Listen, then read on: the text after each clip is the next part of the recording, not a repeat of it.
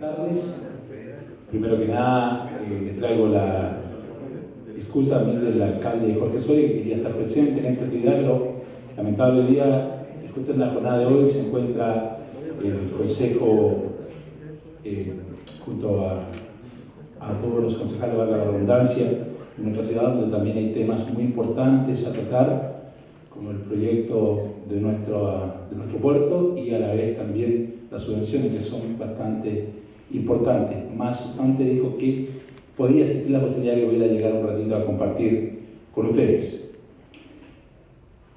En esta jornada estamos aquí junto a los integrantes de organizaciones ciudadanas, culturales, políticas y sociales para participar en un cabildo abierto de información y debate acerca de la soberanía popular y el poder constituyente originario en el Chile contemporáneo, tema que será introducido por el sociólogo Gustavo Ruz Zañardo, coordinador nacional del Movimiento por una Asamblea Constituyente.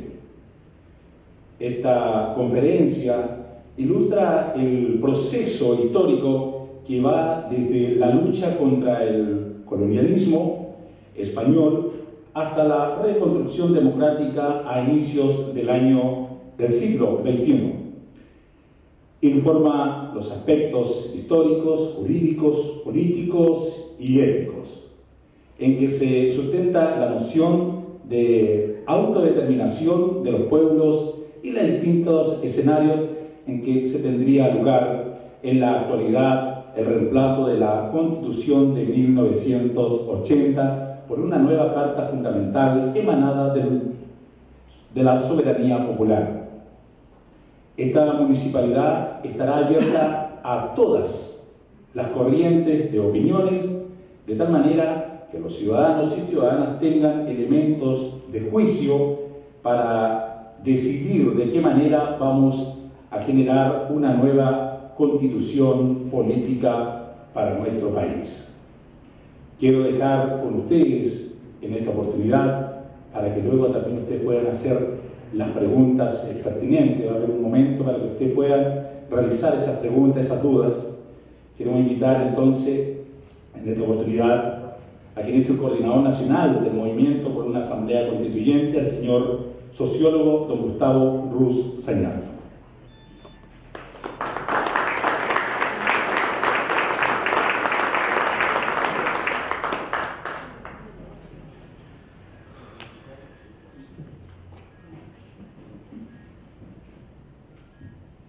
Buenas tardes, muchas gracias por la invitación a la municipalidad y a ustedes por la concurrencia.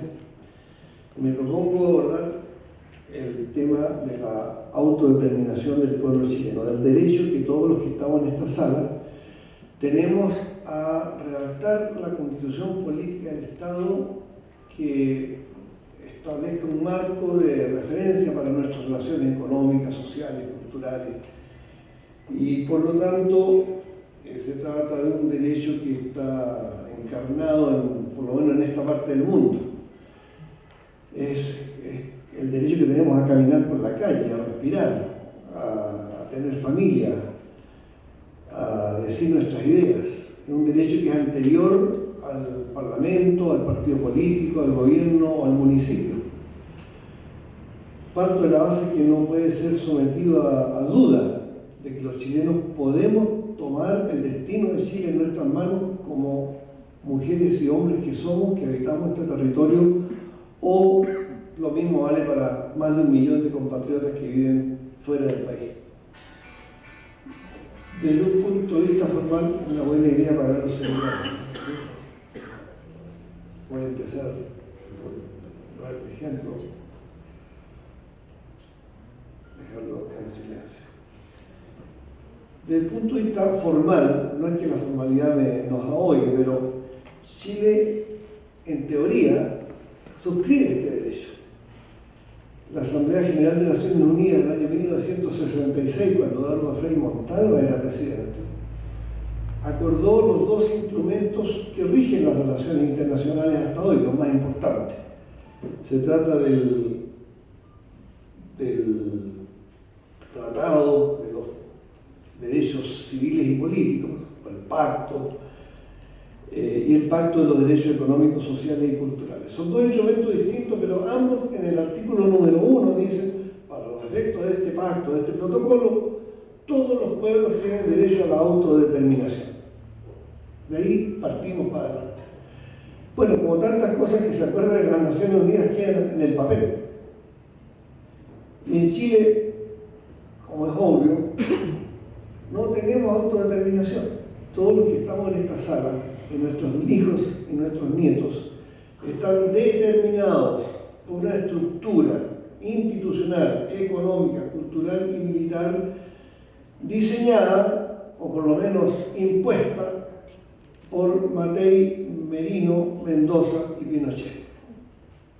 Por 4 generales que poco entendían de estas cosas, porque ellos firmaron y quienes elaboraron la Constitución fueron Guzmán y otros señores.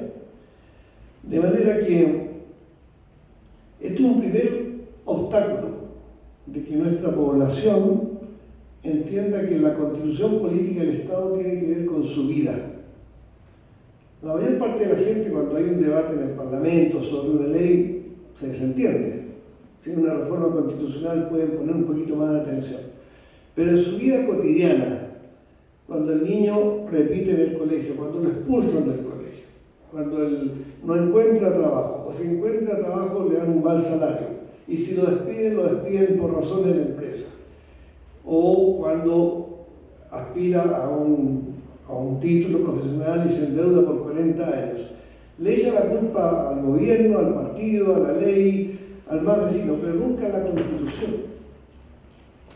Si ocurre una desgracia en lo familiar, piensan que eso es culpa de una determinada autoridad y no del sistema que hace que la gran mayoría, por lo menos en el caso chileno actual, lo esté pasando bastante mal o muy mal. Más del 60% de los chilenos tienen ingresos inferiores a 400.000 pesos. Entonces, no asocia una gran mayoría de la población su precariedad, sus infortunios con la constitución política del Estado. Y ahí ya hay un primer problema. Nosotros tenemos que apuntar a cambiar la actual constitución y las 13 leyes orgánicas constitucionales que no forman parte del cuerpo jurídico llamado Constitución Política, pero que tienen el mismo poder jurisdiccional. Por ejemplo, la ley sobre Fuerzas Armadas, la ley sobre municipalidades, la ley de educación, etcétera, etcétera, no forman parte de la Constitución, pero son leyes orgánicas constitucionales impuestas en dictadura que para ser modificadas requieren del mismo quórum de 80 diputados y 26 senadores, quórum que, como hemos visto, es muy difícil de alcanzar. Entonces, cuando nosotros postulamos que hay que cambiar la Constitución para mejorar la situación del país, para aprovechar las enormes riquezas que tiene Chile, dado que somos uno de los países más ricos del mundo, que tiene la mitad del cobre del mundo, tiene un tercio del litio del mundo, tiene más de 4.000 kilómetros de costa, de fondo marino, más de 8.000 kilómetros de borde costero, bosques inconmensurables, junto con la Amazonia somos el pulmón de la humanidad, desde luego una gran riqueza en agua, en nieves, etc., aparte del turismo, de la belleza de nuestro paisaje. Con toda esa riqueza Chile podría ser un país absolutamente esplendoroso, podríamos vivir muy bien 40 millones de chilenos, no 17 millones solamente. Entonces la manera en que se distribuyen esos bienes que nos ha dotado la naturaleza son un tema constitucional. Por eso que para quienes han monopolizado el control de estos bienes, lo más importante es que la gente no entienda nada de qué es la Constitución ni se preocupe jamás por ningún artículo de la Constitución. Tema tabú en la política chilena. Voy a hablar de Chile, pero es válido para numerosos países.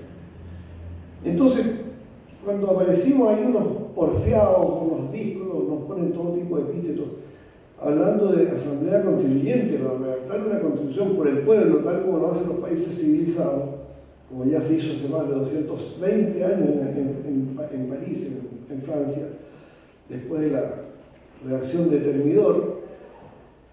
Entonces nos demonizan y nos presentan como extremistas. Algo un poquito menos que terroristas, pero por lo menos los monos porfiados, los que nos atrevemos a desafiar el orden vigente. Y eso no es así. Nosotros no hemos inventado entre cuatro paredes la idea de asamblea constituyente. La idea de asamblea constituyente es más vieja que el hilo negro. Y esto lo decía en la aurora de Chile, en 1812, Camilo Enríquez. O sea, ya tiene más de 200 años. Y en la Junta de Gobierno lo planteó derechamente Martínez de Rosa. Y después se sumó O'Higgins, Carrera, Manuel Rodríguez, que plantearon vehementemente y con las armas en la mano la idea de que se vaya el rey de España, que no podemos ser súbditos de ninguna corona, pero que no va a ser reemplazado el rey o la corona por un oligarca, por un militar, por un obispo, por una autocracia, por una aristocracia. El mensaje era muy jacobino. Nuestros libertadores fueron tributarios directos, sin mediación, de Francisco Miranda, de la idea de libertad, de igualdad, de fraternidad, tal como lo planteó la burguesía francesa cuando derrocó a Luis XVI y a María Antonieta. Ahora, en Chile particularmente somos tributarios de esa idea porque nuestro padre fundador, Bernardo O'Higgins, ustedes no ignoran que era hijo natural y de un burócrata de la corona española, de Ambrosio O'Higgins, que para no dificultar su carrera política, militar, escondió al niño porque era hijo fuera de matrimonio y lo mandó a vivir a Inglaterra.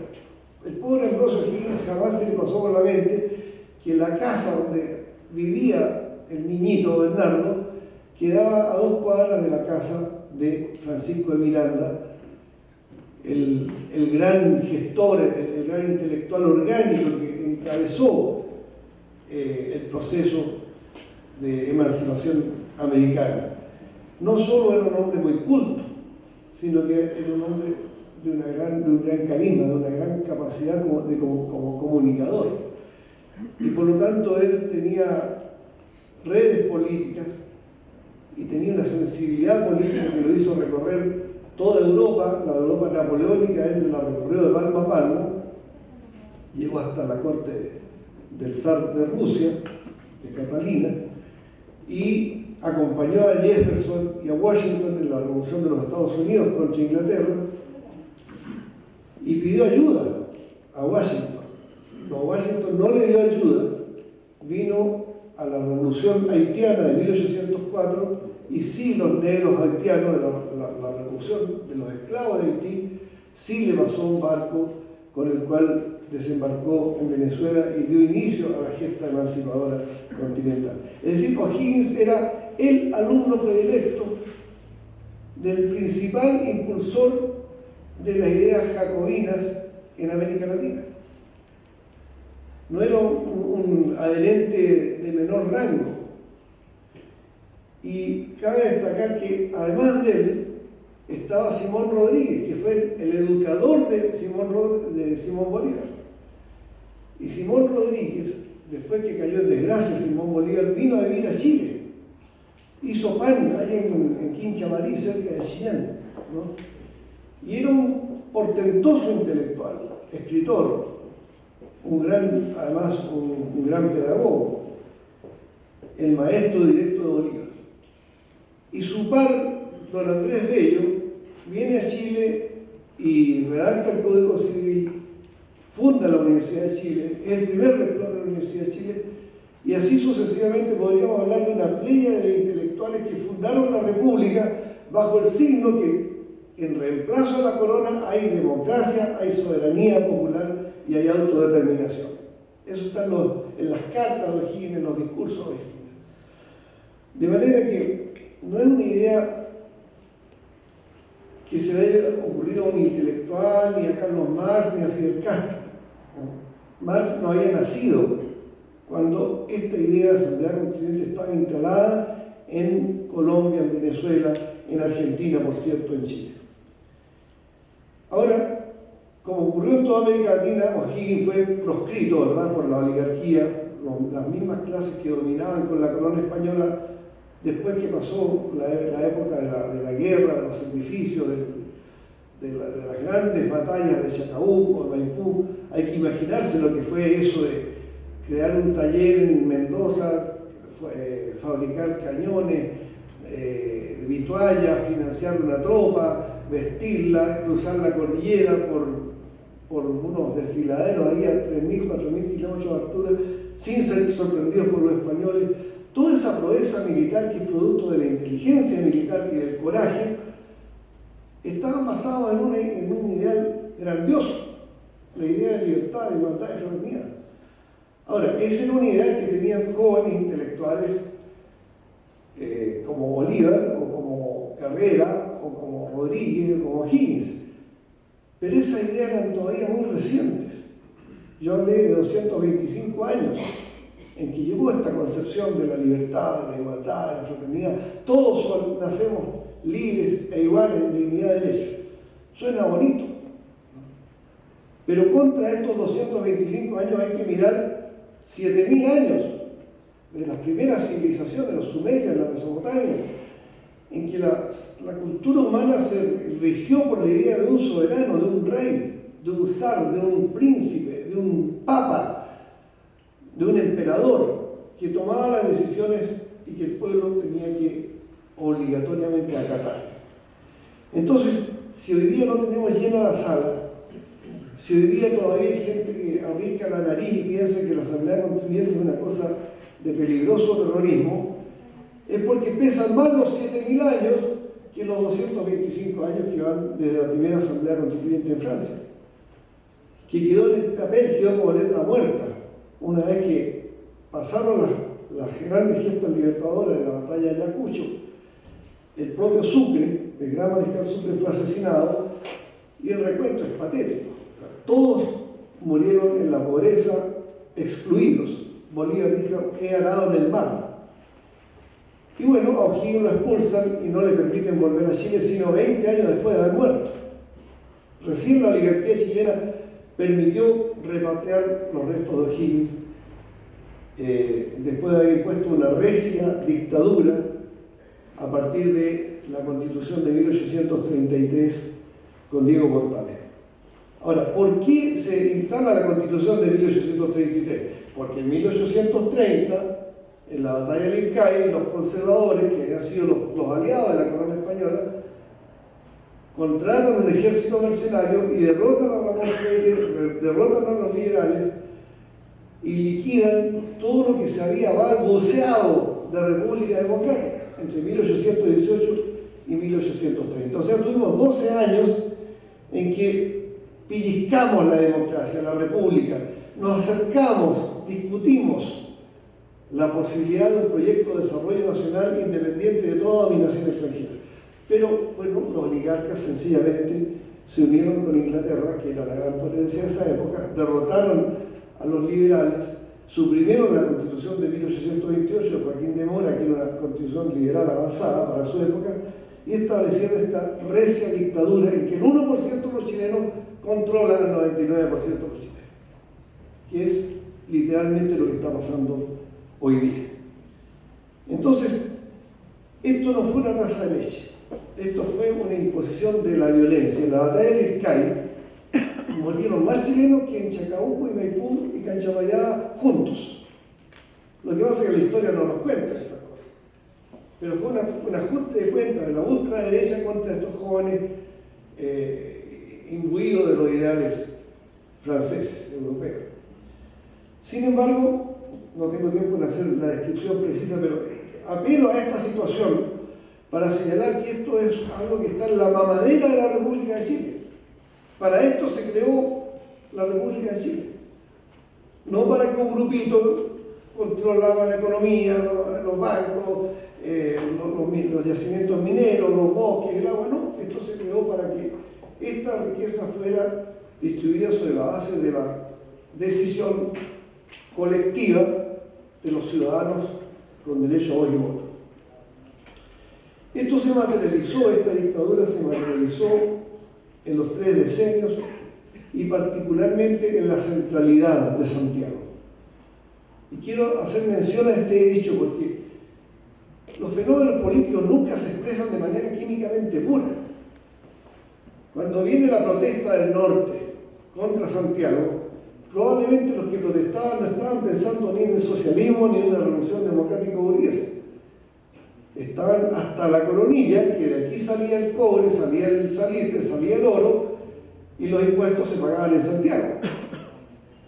Entonces, nunca, esto es muy importante, que nunca en la historia de Chile hubo mansedumbre, hubo una aceptación de las regiones respecto de la centralidad santiaguina, de las mujeres respecto de la opresión machista, de los obreros respecto de la explotación de los patrones, de los campesinos, de los mapuches, de los trabajadores. Siempre hubo efervescencia, siempre hubo protesta, siempre hubo inquietud social. Pero para los efectos de esta reunión, lo que importa es que el grito de asamblea constituyente surge en el norte precisamente, en la revolución de los Matas y los Gallos, en 1858, que se denominó Revolución Constituyente. O sea, más claro y salgado. Ellos decían, Santiago se lleva nuestros tributos, pero aquí no solo se trata de descentralizar el mando político del país, se trata que aquí en el norte quieren los impuestos, o una gran parte del impuesto de lo que estamos exportando, y no se vayan a Santiago, pero también que haya que democratizar las Fuerzas Armadas y democratizar la salud y la educación, etcétera, etcétera. Fue un manifiesto muy avanzado el de los revolucionarios de 1858. Para los más jóvenes, que hay pocos en esta sala, fueron los primeros que tomaron las armas, fue la primera guerrilla urbana, y su conductor, Pedro Pablo Muñoz, no sé si conocen La Serena, la principal avenida de La Serena lleva el nombre de Pedro Pablo Muñoz, fue elegido presidente de la Asamblea Constituyente por votación universal, cuando en Chile solamente votaban los hombres mayores de 25 años que tuvieran renta o título profesional. O sea, de la población misma, en el año 1858 no votaban más del 5% de los chilenos. Esa era la democracia que eligió a Manuel Montt como presidente de la República. Entonces, la rebelión de Copiapó y Coquimbo, desde Santiago la vieron como una pecata minuta, ¿sí? No somos revoltosos que están tratando aquí de aprovecharse, ¿no?, el dominio que tienen sobre esta riqueza. Y le mandaron un batallón del ejército, y los revolucionarios emboscaron el batallón en la batalla de los Loros y lo destruyeron. Esto de que el ejército chileno siempre vencedor jamás vencido es pura retórica, ¿no? Un ejército civil encabezado por los Matas y los Gallos derrotó militarmente a la tropa enviada desde Santiago. Claro, al poco tiempo vino ya los acorazados, una invasión por tierra, y la insurrección de los Matas y los Gallos, que era tributaria de la insurrección de la igualdad, del movimiento de la igualdad de Arcos y Bilbao en 1851, y a su vez tributario de la gran revolución burguesa de 1848 en Francia. Esa insurrección fue aplastada militarmente. El vocero, así se dice ahora, el vocero de la insurrección en Santiago era un terrorista peligrosísimo llamado Benjamín Vicuña Maquena. Y por este delito fue condenado a muerte. Entonces, el Consejo de Guerra firmó la orden de fusilamiento de Benjamín Vicuña Maquena por haber propalado en Santiago la idea de la Asamblea Constituyente y las demandas de los mineros del norte. Bueno, sí, fue aplastada militarmente la insurrección, pero el impacto que tuvo en todo el país fue tan grande que entre echarle más leña a la hoguera y y hacer fusilamiento y extrañamiento y relegaciones, Manuel Montt fue más cauteloso y indultó a los que habían sido condenados a muerte, permitió el retorno desde el exilio de las principales figuras del movimiento, y estas ideas entonces emprendieron en la sociedad chilena, y a resultas de este proceso nace el Partido Radical y nace la Gran Logia Masónica, y empieza el debate sobre los cementerios laicos, y empieza un proceso de democratización de esa férrea dictadura oligárquica que se había instalado en 1833. En aras de la brevedad, quiero decir que no hay un año, no hay ni un periodo entre 1864, que son estas reformas, y 1920, cuando cae la República Parlamentaria, que le llamaban la dominación oligárquica. En este periodo de 50, 60 años no hay un momento de paz. Nosotros, porque hubo un gran músico, un gran artista, Luis Advis, supimos que en Iquique, en la Escuela Santa María, masacraron en 1907 a miles de chilenos, argentinos, peruanos y bolivianos. Pero eso no se enseñaba en las escuelas. En la cátedra de historia, en las escuelas, en las universidades no se enseñaba. Y el ejército chileno del año 71 vino a saber la oficialidad del ejército del 71, por primera vez supo que un coronel llamado Silva Renard había ametrallado a miles de familias, ancianos, jóvenes y niños y mujeres en la Escuela Santa María. Pero no solo fue esa masacre, hubo 17 masacres, probablemente con distintos rangos de ferocidad. Pero toda esta dominación oligárquica se basó no en el consenso social, no en la taza de leche que se nos pretende presentar, sino en la feroz resistencia de Arica a Magallanes, y que no podemos describir en detalle en esta oportunidad. ¿Qué es lo que pasa? ¿Por qué se derrumba eso? Bueno, hay varios factores. El factor económico, muy relevante, es que en la Primera Guerra Mundial los alemanes descubren el salitre sintético, lo producen y se acaban nuestras exportaciones, y por lo tanto el país se queda sin divisas. Pero antes, en 1918, había estado también la gran revolución, o se llamó Revolución Universitaria de Córdoba, donde los pensadores que alentaron esa rebelión de los intelectuales de la Universidad de Córdoba, Aníbal Ponce, José Ingenieros, tuvieron una gran penetración en la intelectualidad chilena. En el año 1920 surgió lo que se llamó la generación intelectual del 20. Ahí estaba Eugenio González Rojas, que venía a ser presidente de los estudiantes secundarios y elegido presidente de los estudiantes universitarios, Santiago Labarca, Manuel Rojas, Manuel Magallanes Mújar, el propio Pablo Neruda, Gabriela Mistral, son de esa generación que salen de la burbuja universitaria y miran el país y se unen a las fuerzas obreras, mineras, sindicales, y este torrente sindical y social con el torrente intelectual encuentran un aliado inesperado, que ellos no lo produjeron, fueron otras circunstancias, las Fuerzas Armadas. El presidente Arturo Alessandri fue elegido contra esa oligarquía que había oprimido 90 años al país. Cuento aparte es lo que hizo después. Pero en 1920 la derecha acusaba a Arturo Alessandri de ser un bolchevique, agente espía del Perú. Bueno, a pesar del voto censitario, a pesar que no votaba la mujer, a pesar de los privilegios de la oligarquía, era tal la hambruna que había en Chile, el descontento social, que triunfa Arturo Alessandri y propone leyes para suavizar, no eran leyes revolucionarias, leyes para suavizar la angustia de las grandes mayorías.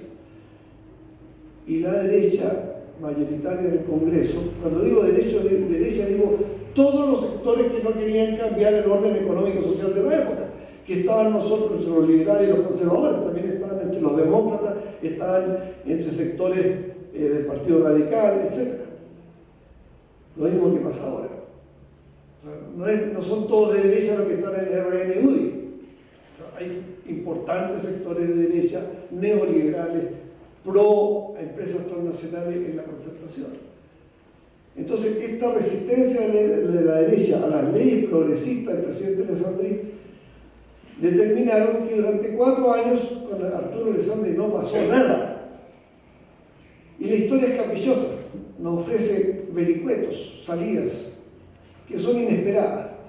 Una de las leyes del presidente Arturo Alessandri favorecía el aumento de sueldo para las tropas, para los soldados y para los oficiales. Y la derecha no le daba la pasada a esa ley. Entonces el presidente Alessandri, tan respetuoso él de la legalidad, formó un comité militar revolucionario, y así se llamó el Comité Militar Revolucionario, secreto entre los oficiales, encabezado por Carlos Ibáñez del Campo y Marmaduke Grobe Vallejos. Y esos oficiales, como dicen los lolos de día, se bypasearon al cuerpo de generales y avanzaron en tenida con la parada militar, ¿no?, de protocolo, con sus sables, fueron al Parlamento y hicieron el famoso ruido de sables, y gracias a ese ruido de sables, en cuestión de 10 días, el Parlamento, que no quería darle la pasada a estas leyes progresistas, así como hoy no le quiere dar la pasada a una asamblea constituyente, el ejemplo lo ha escogido arbitrariamente, por cierto, ese Parlamento votó las leyes que durante 4 años habían estado durmiendo en los pupitres de los señores diputados y senadores. Bueno, fue tal el agravio al cuerpo de generales, esto ocurrió en agosto 4 o 5 de septiembre del año 24, fue tal el agravio que el cuerpo de generales, el alto mando, al verse burlado por el presidente de la República, lo derrocó.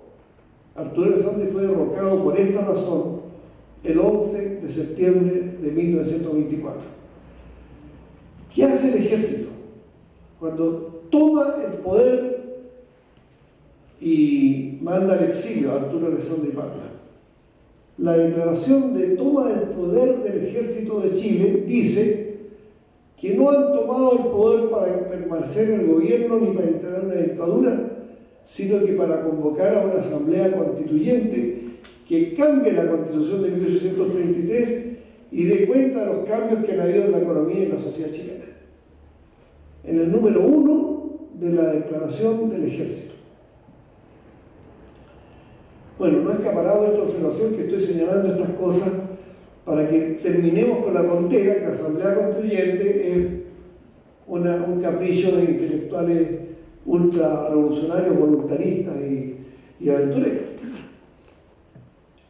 La oligarquía todavía tenía mucho poder, por lo tanto le paró el carro a los militares, le dijo: a otro perro con ese hueso no hay asamblea constituyente, y los militares aceptaron esta parada de carro. No la convocaron, pasó septiembre, octubre, noviembre, diciembre, y el 23 de enero del año siguiente, el año 1925, los jóvenes oficiales que habían hecho el ruido de sables, encabezados por Ibáñez y Grobe, van ante el alto mando, los toman prisioneros y se toman el gobierno y exigen la vuelta a Arturo Alessandri Palma. Ellos sabían que Arturo Alessandri Palma era un demagogo, mañoso, embustero, de manera que antes de entregarle la presidencia le dijeron: usted vuelve, señor, porque usted lo eligió el pueblo, pero vuelve con la condición de que convoque una asamblea constituyente. Entonces tenemos 2 pronunciamientos militares, el 11 de septiembre del 24 y el 23 de enero del 25, en que el ejército plantea que para normalizar la situación de Chile se requiere asamblea constituyente. Claro, ese ejército ya había hecho más de 20 masacres ya. Una cosa es hablar de masacres y otra cosa es tener un fusil y esperarse un ser humano y verlo caer, ¿no? Y los que están en esa situación, y ha ocurrido en Bolivia y ocurrió en Venezuela, son militares que han reaccionado ante esta situación. ¿Por qué el ejército en Bolivia no dio un golpe de Estado cuando se impuso la Asamblea Constituyente? Porque ellos estaban cansados de matar gente. Chávez en Venezuela es producto del Caracazo. 3.000 muertos significó que el teniente Chávez dijera: no, yo no sigo matando gente. Y lo mismo en Ecuador. Entonces, este elemento, esta confluencia del mundo social, el mundo intelectual y el mundo militar para democratizar el país, es mutati mutante lo que nosotros estamos postulando ahora. En Chile hay una supremacía de poderes fácticos que mandan más que los diputados, más que los senadores, más que el señor alcalde que tuvo a bien ofrecernos esta tribuna, más que los concejales, más que los dirigentes de los partidos políticos. El 68% de todo lo que se produce en Chile, del Producto Interno Bruto, está en manos de capitales extranjeros. ¿Creen ustedes que los capitales extranjeros, cuando están buscando cómo ganar, cómo tener mayores utilidades, están pensando en el bienestar de los campesinos, de los obreros, de las mujeres de Chile, de nuestros niños, de nuestros mapuches, de nuestros aymaras, de nuestros quechua, de nuestros cahuescas? No hay democracia, no hay soberanía cuando más de los 2/3 de la economía está en manos de capitales extranjeros.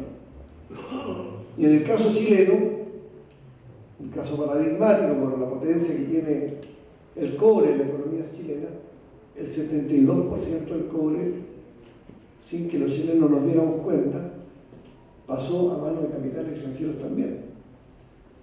De manera que es muy difícil pensar que haya democracia, que haya autodeterminación, que haya soberanía, que el pueblo mande, cuando las decisiones se están tomando en los escritorios de Wall Street, en la bolsa de Frankfurt, en la bolsa de Londres. Y por esa razón, esto que he señalado como proceso histórico que ocurrió en la segunda década de 1920, que tuvo que ver con la Revolución Mexicana, que lo omití antes, la Revolución Rusa, que tuvo menos impacto, pero tuvo impacto, generaron este desmoronamiento de la legalidad. Y por eso que asume Ibáñez, que no era rico. Ibáñez no era un multimillonario, era un militar. Y gobierna primero a través de Emiliano Figueroa, después él mismo se asume una virtual dictadura, con congreso termal, todo lo que quieran, pero era dictadura, ¿no? Y la derecha oligárquica no tenía un solo líder de confianza como para tomar el gobierno. No tengo tiempo de entrar en detalles, pero hay una desintegración institucional que significa la rebelión de la Marina de guerra. Los marinos se toman los barcos de guerra y encarcelan a los almirantes. Está la revolución de Marmaduke Gró del 4 de junio del 32, 12 días en que el país se declara socialista, el gobierno se declara socialista, el obispo de Santiago apoya la revolución socialista, Agustín Edwards apoya la revolución socialista, las Fuerzas Armadas apoyan la revolución socialista, porque estaba el capitalismo en una desintegración, estaba la crisis mundial del capitalismo al rojo vivo. Había que estar tonto para creer de que con el capitalismo liberal se podía salvar el mundo de esa crisis. Había cientos de empresarios norteamericanos que se tiraban desde los edificios de las torres del Empire State, se suicidaban. Y llega un presidente, Franklin Delano Roosevelt, que echa por tierra todos los mitos y todos los dogmas del laissez-faire, ¿no?, de este liberalismo desenfrenado, y le mete mano al Estado y hace que grandes empresas y mete presos a los empresarios y genera empresas del Estado, una industria estatal. Y ese ejemplo se proyecta en América Latina y tenemos a Pedro Aguirre Cerda en Chile. Antes de Pedro Aguirre Cerda, el propio Arturo Alessandri, que fue presidente del año 32 al 38, intervino con el Estado del control de divisas. Él, el representante de la derecha liberal, intervino el control de divisas con el Banco Central. Es decir, fue un fenómeno continental que permitió la creación de la Corfo, la industrialización de nuestro país, la democratización de nuestro país. De a poco, evolutivamente, las mujeres, no sé si todas las mujeres que hay en la sala lo tengan presente, recién tuvieron derecho a voto en Chile en 1949. 130 años después de la República. ¿Qué democracia era esa? En que no votaban las mujeres, no votaban los mapuches, no votaban los analfabetos. Entonces, la idea de libertad, de igualdad y fraternidad, los principios jacobinos quedaron puestos ahí en las nuevas constituciones, en los discursos de los señores políticos, como se dice ahora. Pero en la práctica, la política transcurría por otros carriles, por la intervención de Inglaterra en el siglo XIX, por la intervención de Estados Unidos en el siglo XX, y toda esa práctica conducía a que el pueblo no intervenga realmente en la política, que siempre hay una trampita para que no haya realmente participación popular, para que no se materialice el hecho de que un obrero puede opinar sobre las leyes del trabajo, para que los de Iquique y los de Punta Arenas no puedan opinar y decidir sobre las leyes sobre la centralización del Estado o la descentralización, para que las mujeres no puedan intervenir en las leyes que tienen que ver con su condición de mujer, para que los mapuches no puedan intervenir. En la actual Constitución no existe la palabra mapuche. No existen mapuches, no existen pueblos originarios según el ordenamiento constitucional chileno. ¿Puede haber solución a las demandas de 1 millón de mapuches si ni siquiera están reconocidos en la Constitución Política del Estado? En la Constitución Política del Estado actual no existen los derechos humanos. Está mencionado al pasar para condenar, para perseguir a actos terroristas, dice que violan los derechos humanos, pero no está, la noción de derecho humano no está consignada en la Constitución. La noción de mujer no está consignada en la Constitución. El ser humano, la categoría biológica de mujer no está consignada como tal en nuestra Constitución. ¿Qué derechos pueden reclamarse para las mujeres si no hay piso constitucional?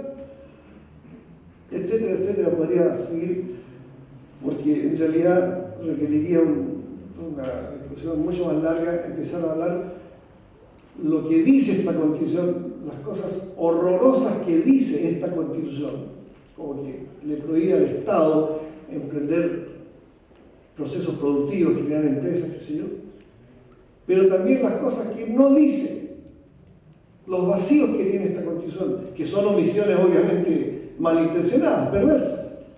Es para que pueda robar tranquilamente la Polar, tranquilamente, qué sé yo, el grupo Penta, este otro grupo, creo, aquí me voy a meter en la maraña de escándalos de evasión, elusión tributaria. Todo eso es porque la Constitución genera los espacios en que la ley no tiene aplicación. Hay una parte de la Constitución que no quiero dejar pasar, que es muy buena. Actualmente la Constitución dice que los recursos mineros que yacen en el subsuelo de nuestro territorio son de propiedad absoluta, exclusiva, inalienable e imprescriptible de propiedad del Estado. Espero que no sospechen que me pasé por el lado de los militares o de Pinochet, cuando digo que es una muy buena cláusula esa. ¿Qué pasó? Pasó que en el año 71 el presidente Allende, que no tenía mayoría en el Parlamento, propone la nacionalización del cobre. Y para darle más fuerza, no propone una ley, sino que propone cambiar la Constitución.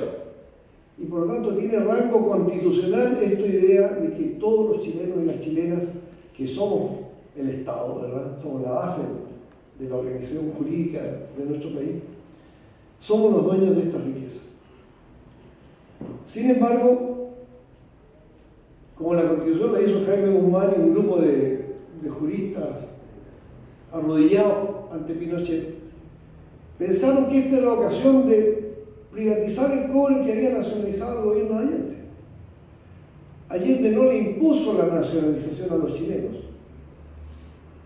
Cuando tuvo minoría parlamentaria, llamó al pueblo a las calles, habló con los partidos políticos, con la logia masónica, con la iglesia católica, con las iglesias protestantes, recorrió todo el país y eso fue generando un clima de consenso social que fue arrinconando a los sectores que no querían nacionalizar el cobre.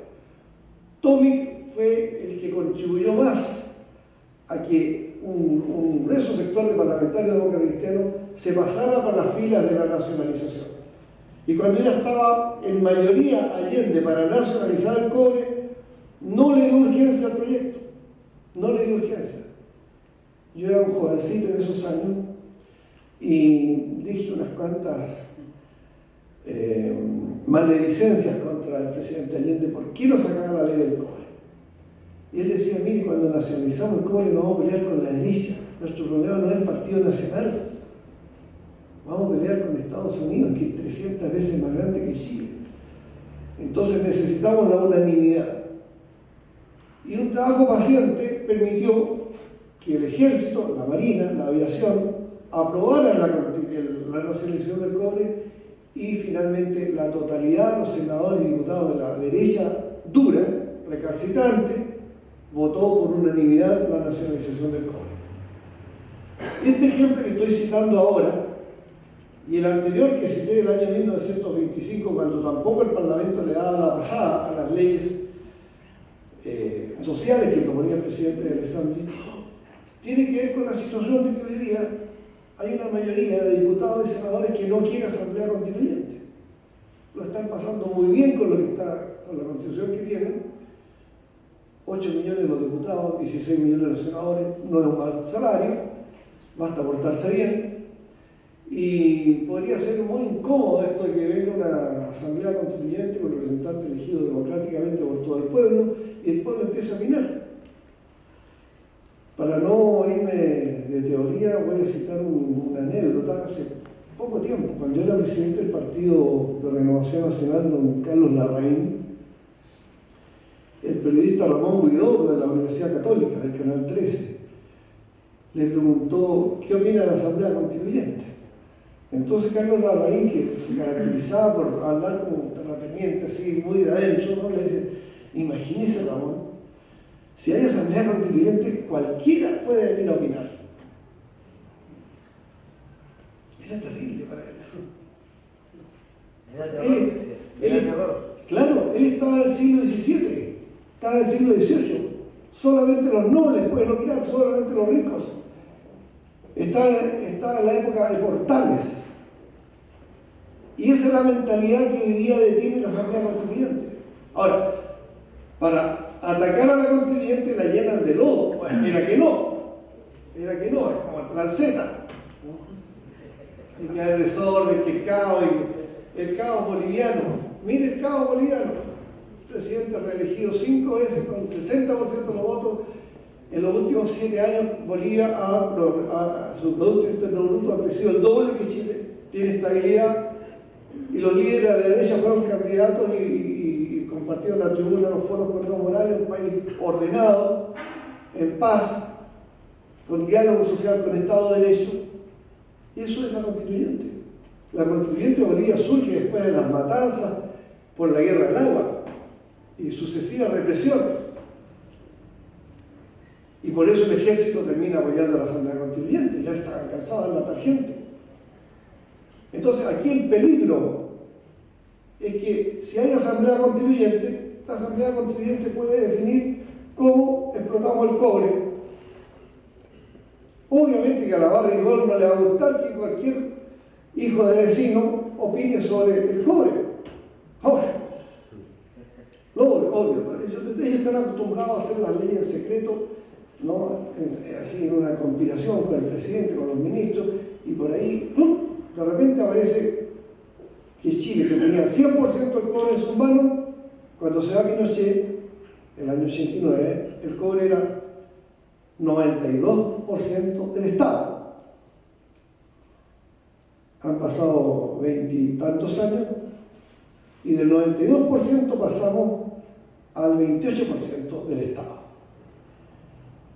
Pregunto, ¿quién de los aquí presentes fue consultado si era bueno para Chile privatizar el cobre, entregárselo a las empresas extranjeras o no, o conservarlo tal como lo había dejado por la unanimidad del Parlamento, de la derecha, de la izquierda, las Fuerzas Armadas, toda la ciudadanía, 100% en manos del Estado? ¿Quién tomó la decisión que esa unanimidad quedaba como letra muerta y que ahora entonces el 72% queda en manos privadas, extranjeras? Obviamente que los que no quieren asamblea constituyente es porque quieren que siga esa situación. La encuesta del Centro de Estudios Públicos, que no es ningún organismo de izquierda, ni mucho menos, se podría decir que el gran pilar del pensamiento neoliberal, en el mes de agosto le dio un 82% de intención de voto de los chilenos a favor de la renacionalización del cobre. 82%. Sin embargo, sobre este tema no se habló en la campaña presidencial. No se discute, es un tema tabú. Esa misma encuesta le da 75% de apoyo de la ciudadanía a las demandas mapuche. Vean lo que está pasando. Esa misma encuesta le da 80% de apoyo de la opinión pública a las demandas estudiantiles. Esa misma encuesta le da 85% de repudio, su opinión sobre el partido político y los parlamentarios. Entre la suma de los que repudian y los que consideran que están mal, 85%.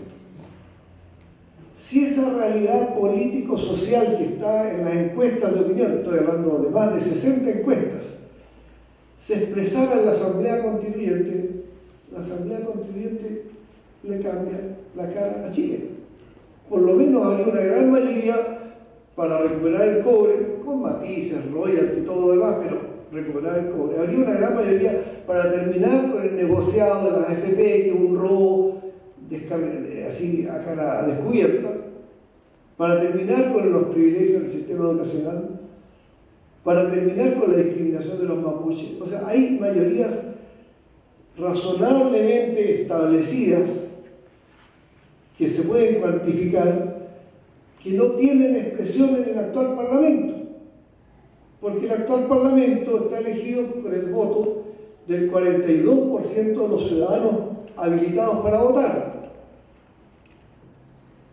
Y dentro de ese 42%, un 15% blanco, qué sé yo.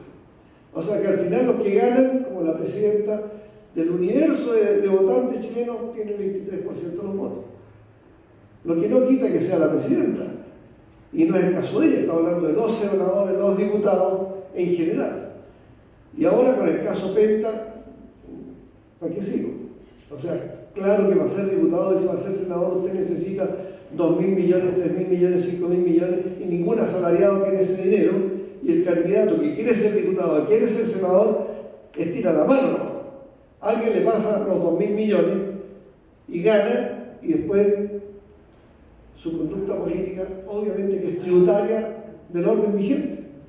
Esto no necesito entrar en detalles porque está abrumadoramente demostrado. Incluso ahora que se fusionó el grupo Itaú con Corbanca, el grupo Itaú pidió los libros contables de Corbanca.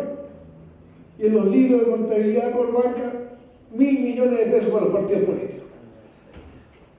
En cualquier país del mundo, al otro día tendrían que haber dicho a quiénes le entregaron los 1.000 millones.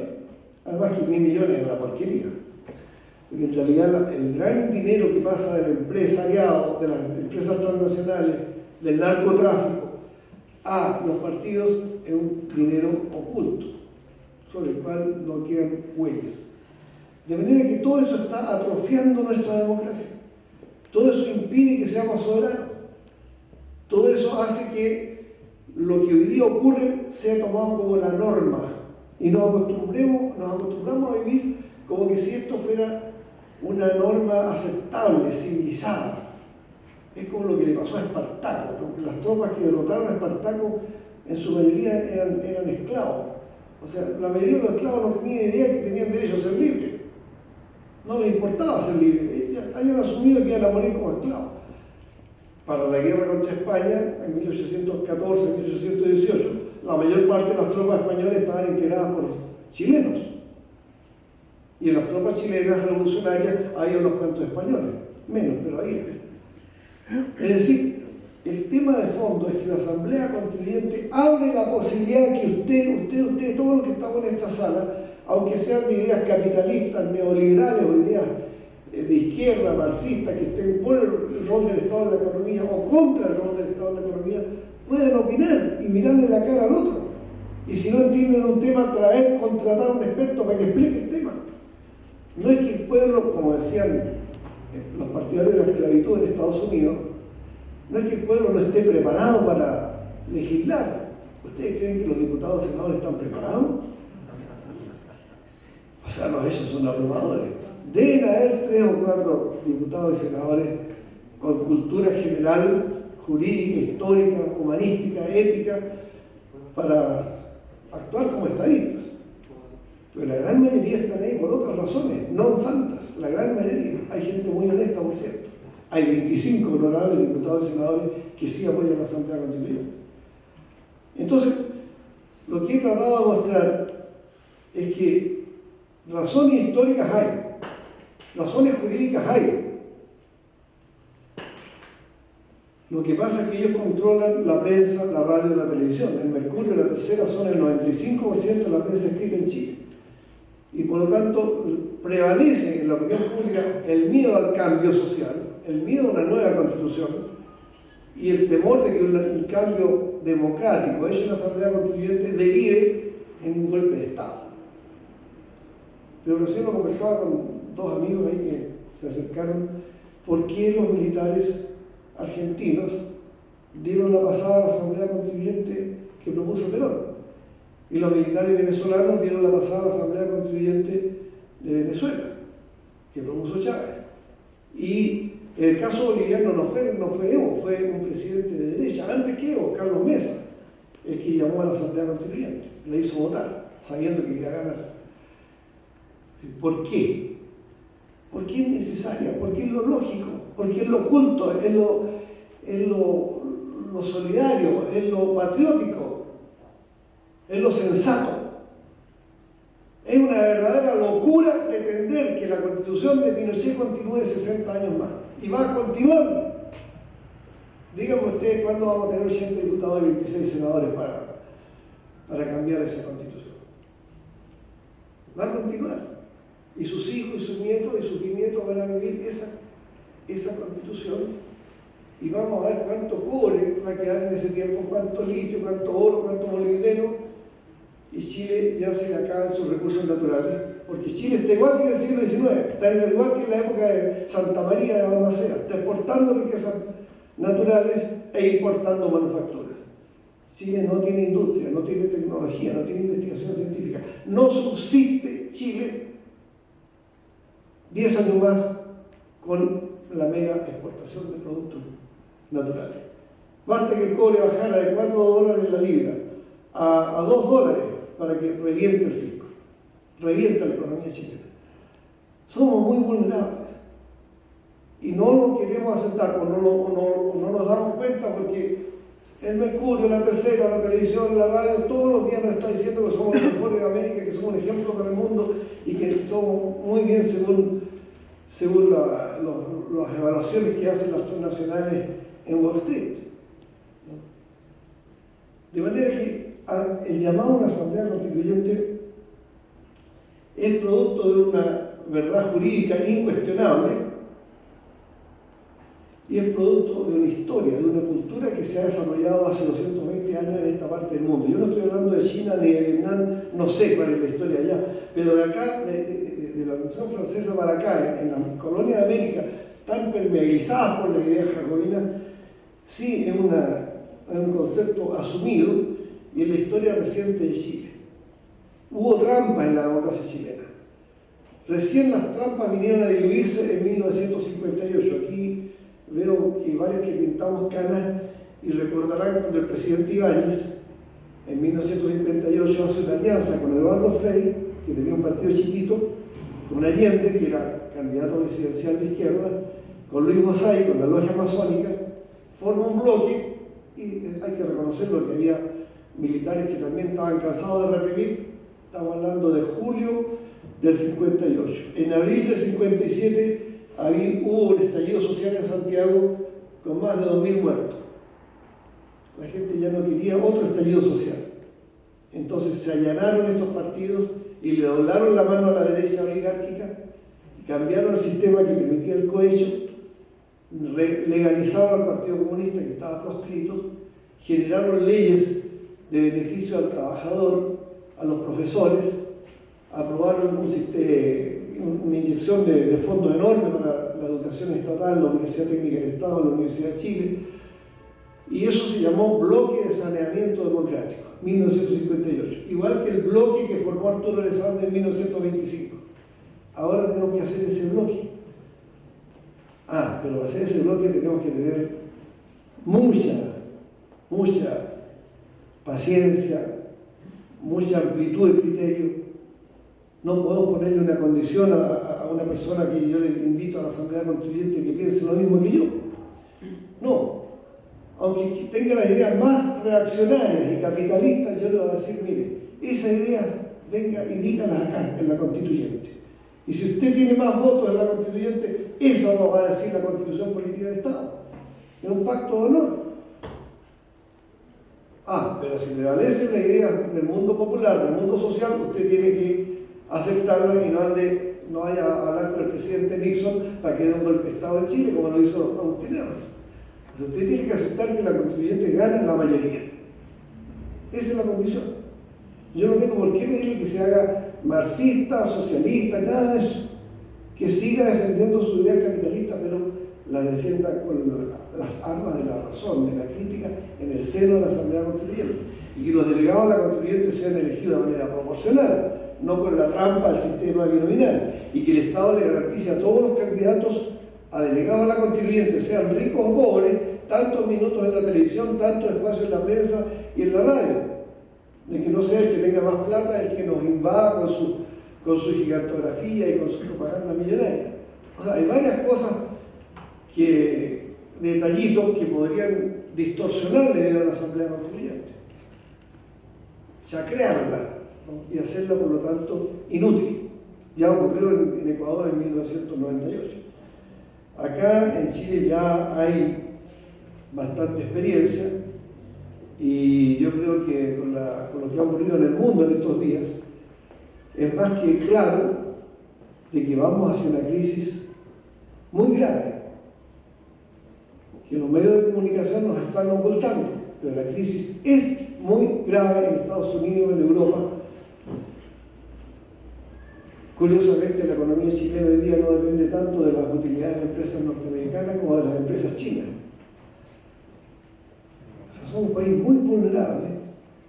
¿Y cómo ha enfrentado la élite dirigente mundial esta crisis? ¿En qué país han dado más libertades, más derechos, más democracia? No, la crisis ha sido enfrentada por los mismos neoliberales, por los mismos grandes capitales financieros, con más neoliberalismo, con más capital financiero, con más privilegios para la especulación, con más cortapisas para la producción de bienes materiales, con más limitaciones para el mercado, con menos libertades públicas, con más represión, menos derecho a huelga, con más intervención extranjera. Sería largo enumerar la cantidad de países invadidos por ejércitos extranjeros. Pero una muestra inequívoca de cómo la crisis mundial arrastra a las élites a una postura autocrática, antidemocrática, es el discurso del presidente Obama de hace menos de 30 días. Él reconoce que por orden de Estados Unidos han tenido que asesinar a miles de personas con aviones que no llevan tripulación, que disparan en Yemen, disparan en Pakistán, disparan en Turquía, en Siria, matan seres inocentes. Estados Unidos lo hace legalmente.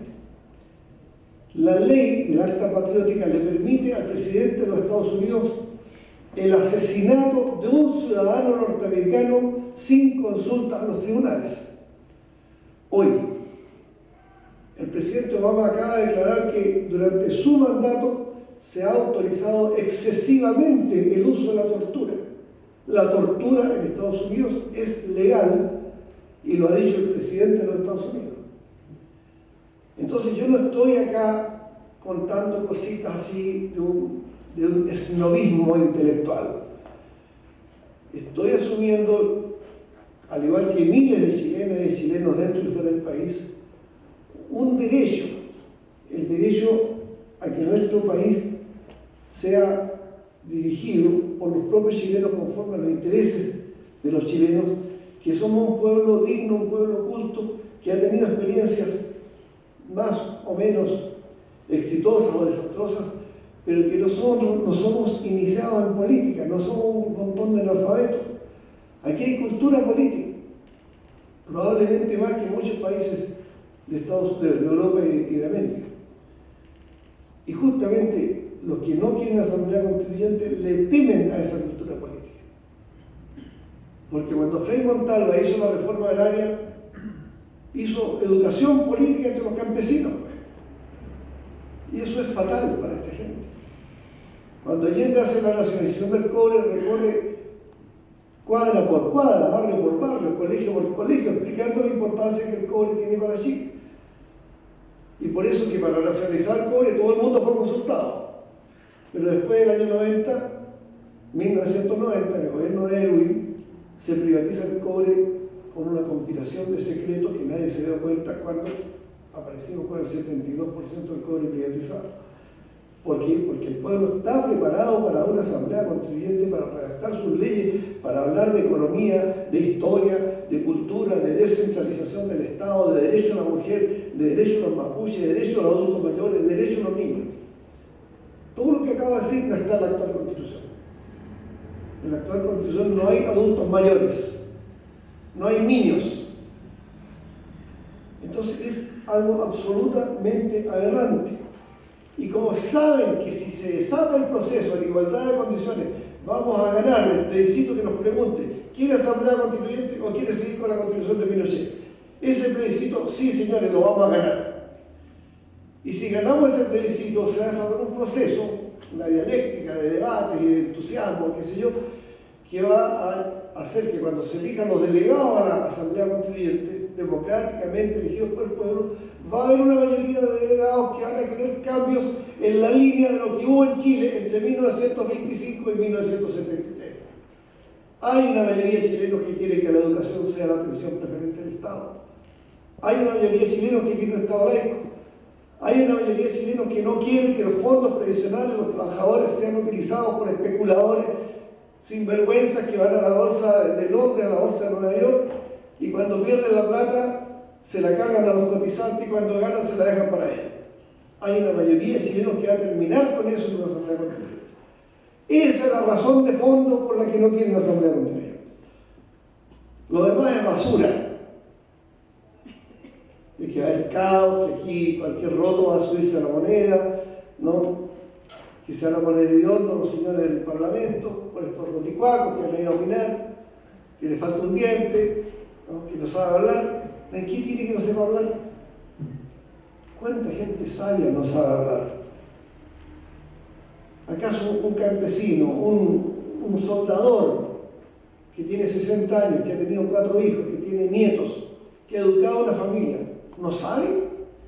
¿Acaso no ha derrotado obstáculos en la vida para vivir? ¿Acaso no ha sido capaz de dar a la patria ciudadanos? Esa es sabiduría.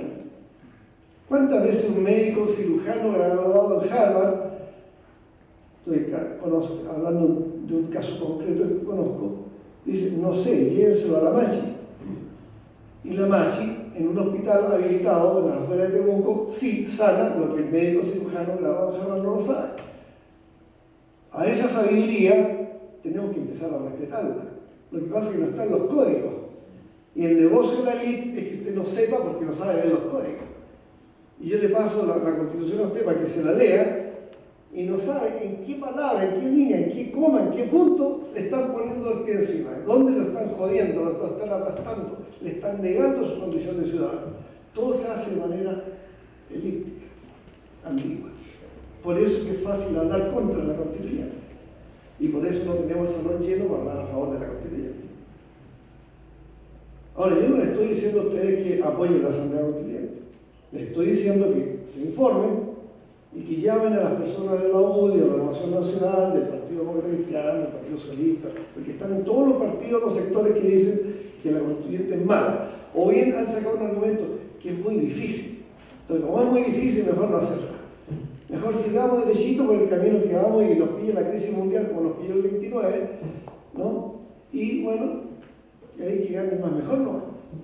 Ahí sí que puede haber golpe de Estado, guerra civil, más masacres, etc. Entonces, esto es algo necesario. Esto no hay que dejarlo pasar, esto es algo urgente.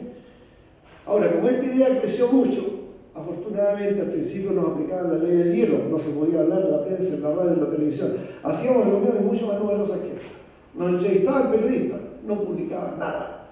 Había una mano negra que llegaba la orden rápidamente para que lo que dijo fulano, el debate que hubo en tal ciudad, no se publique en ningún medio.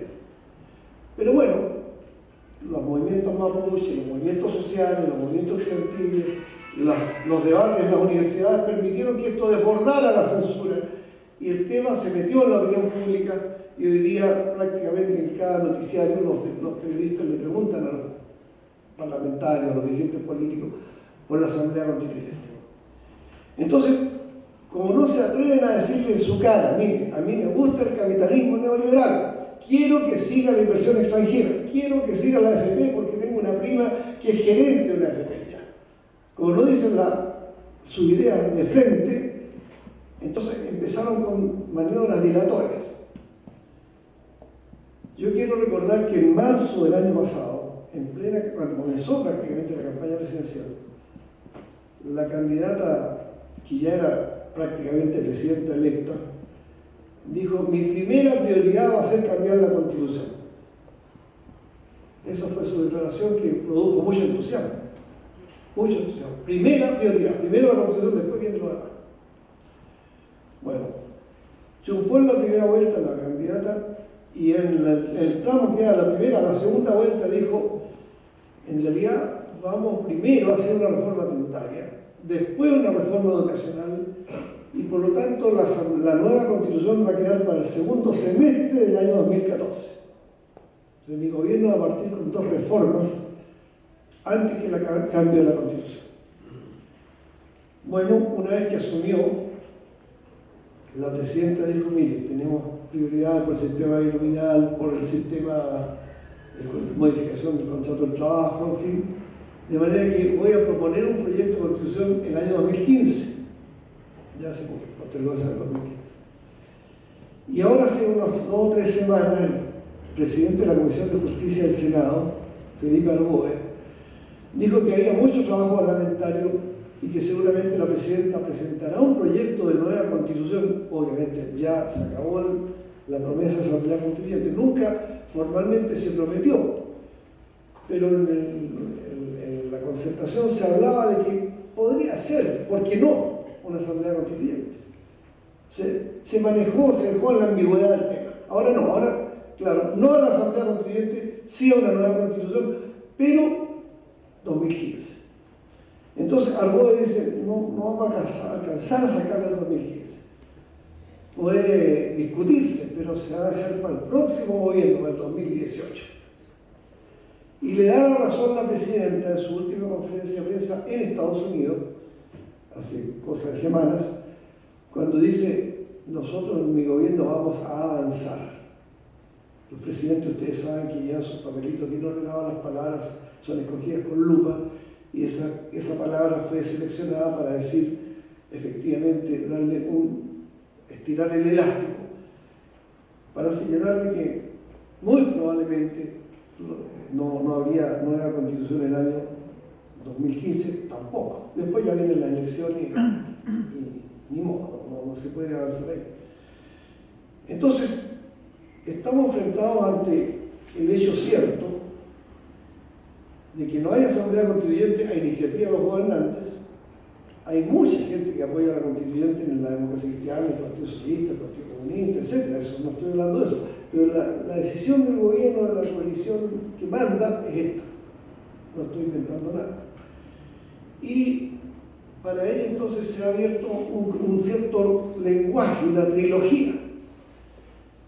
Dicen que la nueva Constitución tiene que generarse mediante un proceso democrático, participativo e institucional. Y esto se repite en todos los noticiarios todos los días. Pero si fuera así de que el Parlamento actual va a discutir una nueva constitución propuesta por una comisión, obviamente de expertos, el pueblo va a estar ausente, esa decisión no va a ser institucional. ¿Qué significa institucional? Que está dentro de la institucionalidad. ¿Dónde está la institucionalidad? En la Constitución Política del Estado. Esa es la institucionalidad. ¿Y qué dice la Constitución Política del Estado? Impuesta por Pinochet, Matei, Merino y Mendoza. Silencio total.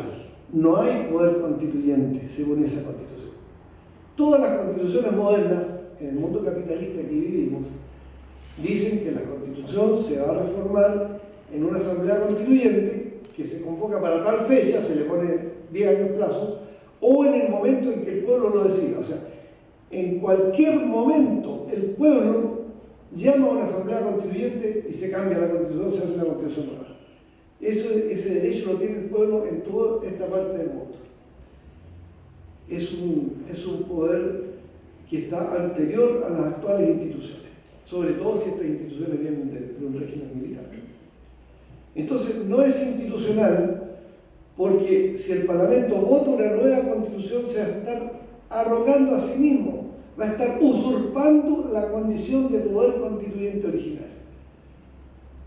El poder constituyente originario somos todos nosotros, todas las chilenas, todos los chilenos y los que viven fuera del país. No hay ningún sucedáneo de aquello. En 1980, estos cuatro generales usurparon esa atribución.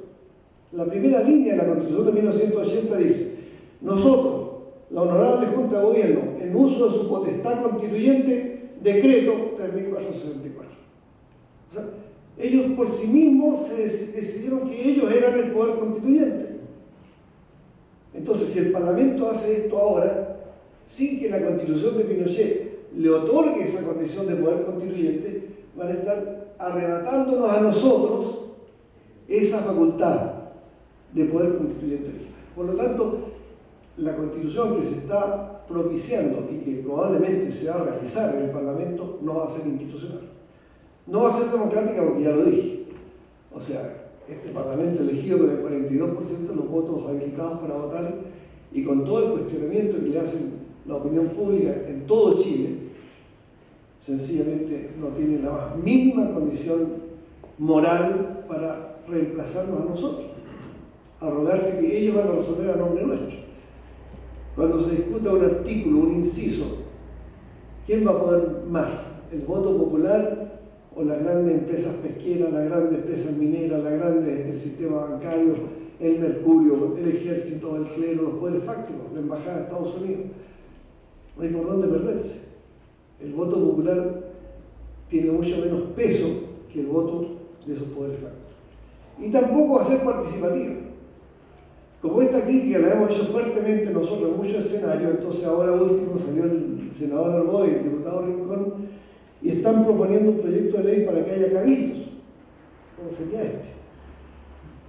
Entonces, los ciudadanos van a ir a escuchar a los diputados van a tomar nota cuidadosa de lo que digan los ciudadanos, se llevan las notas para su casa, redactan la nueva Constitución, ellos interpretándonos a nosotros. ¿Serán fieles expositores de lo que nosotros pensamos? De la que dice la señora Juanita en Puerto Aysén, aquí en Alto Hospicio, de los pescadores artesanales del EU, de los mineros del cobre, de los trabajadores del petróleo en Punta Arenas. ¿Serán estos diputados suficientemente rigurosos para procesar las ideas que tiene el pueblo chileno sobre una nueva Constitución? Ahora, aquí no estamos hablando de un formalismo. Yo les pido, por favor, que nadie haya a creer de que yo pienso que la constituyente es la panacea y que la Constitución que va a salir de la constituyente va a ser perfecta y Chile va a ser feliz al otro día la constituyente. No he dicho eso, no se me ha pasado por la mente. Pero por lo menos esa Constitución la habremos hecho los chilenos y las chilenas. Por lo menos, partamos por eso. La dignidad de ser un país que redactó su Constitución. Somos el único país de América Latina que no lo ha hecho. ¿Por qué si pudieron los argentinos, los bolivianos, los peruanos, los ecuatorianos, los venezolanos, los brasileños. No podemos hacerlo nosotros en 200 años de república. La razón es muy concreta. Porque la torta es demasiado grande. Es mucha riqueza. Es mucha riqueza. Es una riqueza colosal. Yo no tengo cultura para leer las cifras con 9 ceros, 12 ceros, 15 ceros, 18 ceros, que representan la utilidad del cobre, del litio, del vanadio, de la plata, del molibdeno, del oro, de los bosques. Son cifras colosales, son billones de billones. Recurro al economista, yo no soy el economista. Orlando Caputo calcula qué habría pasado si no se hubiese privatizado el cobre, si fundiéramos y refináramos el cobre en Chile, si hiciéramos manufactura de cobre. Aunque fuera alambres, resulta que ahora quebró Madeco. No existe la única empresa de cobre que manufacturaba cobre, ya no existe. Bueno, la cifra de Orlando Caputo es 1.600.000 millones de dólares. ¿No? El que la pueda procesar, yo no tengo intelecto para procesar esa cifra. O sea, 1 millón de millones de dólares, más 600.000 millones más. Obviamente que un poblador con la mala educación que recibió en la escuela básica no solo no va a saber leer la cifra, sino que no se va a imaginar para qué sirve. Yo lo que puedo decir es de que la Escondida, que queda aquí cerquita, un yacimiento se llevó el año pasado 7.000 millones de dólares. Todo el plan Auge vale 500 millones de dólares. O sea, caen 12, 13 planes Auges en la utilidad de una empresa. Y la totalidad de las empresas extranjeras se llevan 35.000 millones de dólares. Y para la gran reforma educacional la presidenta está pidiendo 5.000 millones. La reforma tributaria va a dar 8.000, de los cuales 5.000 van a la educación. Es decir, con lo que se llevaron en un año las empresas del cobre, se harían 12, 15 reformas educacionales. De eso estamos hablando. En una hora que llevo hablando acá, Chile perdió ya, en este rato que hemos estado aquí conversando nosotros, que yo estaba hablando, perdón, 6 millones de dólares. Ninguno de ustedes lo vio, pero ya se fueron. Se fueron. Ahí están, en el capitalismo transnacional, financiando guerras, matando gente, inventando plagas como el ébola, porque ellos no tienen solución para los... Es la mitad del mundo, 3.600 millones de seres humanos están en la pobreza más absoluta. Ellos necesitan eliminar a la mitad del planeta. Para que el capitalismo funcione más o menos, tienen que eliminar a la mitad del planeta. Necesitan guerra, necesitan epidemias.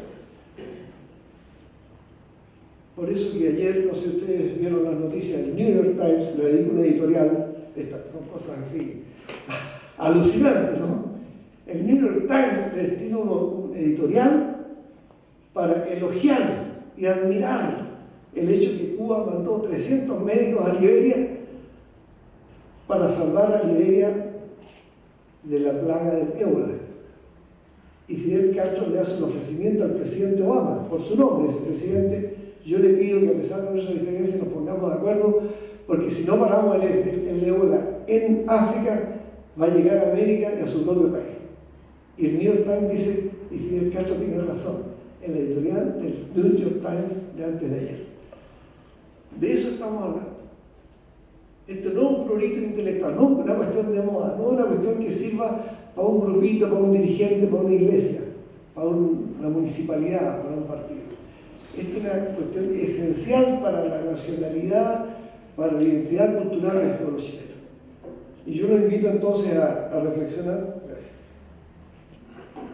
Ya me hacía falta, gracias.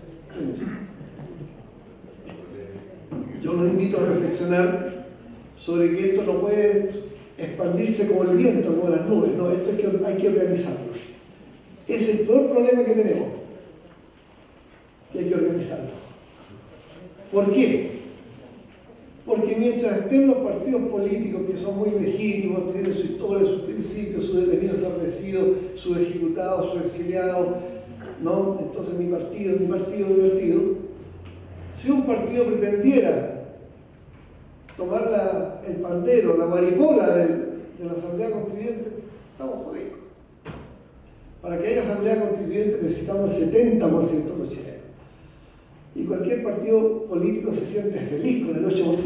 El 7% ya tiene alcaldes, concejales, diputados, senadores, y no quiere más que ganar un alcalde más, y un diputado más, y un senador más, y bueno, y operar, porque las migajas que deja el sistema, como el país es tan rico, deja migajas como para que los partidos repartan pequeñas prendas en sectores específicos de la población. No son muchos los sectores que reciben esas migajas, pero los reciben.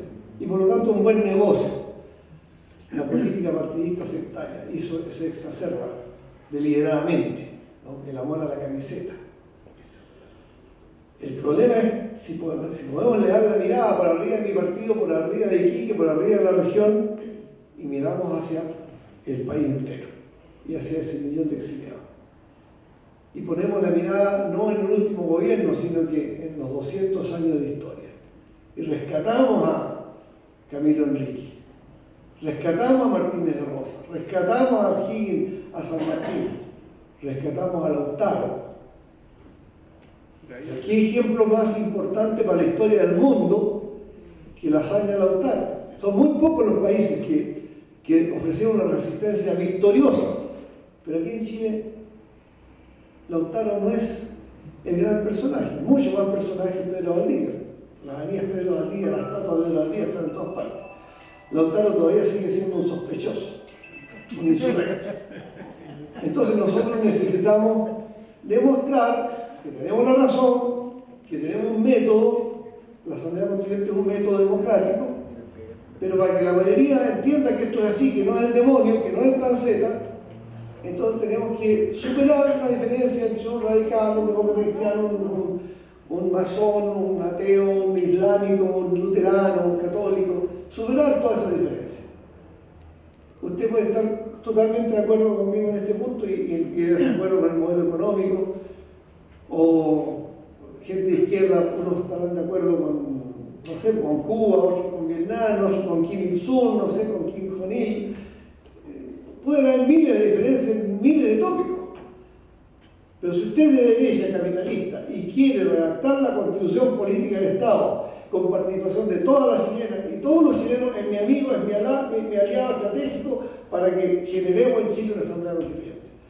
Y usted después votará por quien quiera y seguirá con sus ideas liberales y yo con mis ideas de izquierda. Pero en este momento, ¿qué izquierda ni qué derecha si no tenemos país, si ya estamos neocolonizados? El capital financiero se ha adueñado del país.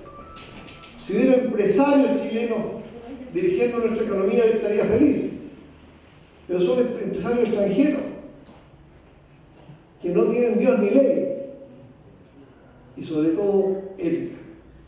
De allí que les sugiero que este punto lo podamos profundizar. Hay páginas web en internet, hay correos electrónicos, hay profesores en las universidades acá en Iquique que pueden profundizar todo y cada uno de estos aspectos. Yo he hecho un brochazo para sacar la idea de la cabeza que más de alguien de los presentes pudiera tener de que esta cuestión de la Asamblea Constituyente es una cosa rara, una cosa de marcianos.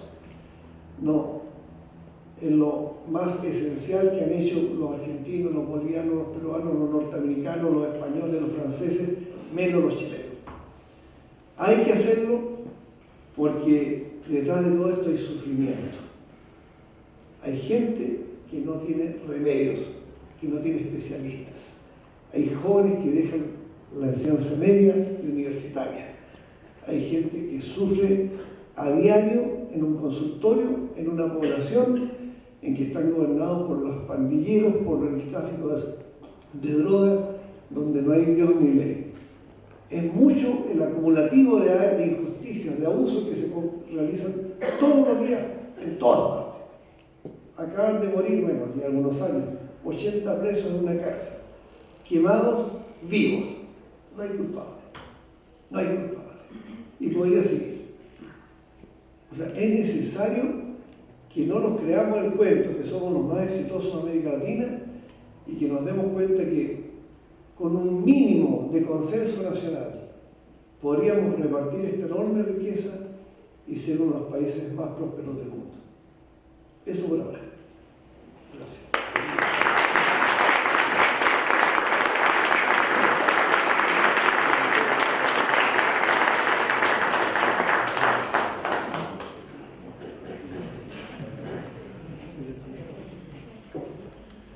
A continuación, si alguien quiere hacer alguna consulta para ser respondida por el sociólogo don Gustavo Bus, que está junto a nosotros en esta jornada. Gustavo, hoy en día dentro de la casta política la palabra participación ciudadana es tan manoseada, pero no obstante en todos los países de América está dentro de un derecho constitucional, menos en Chile.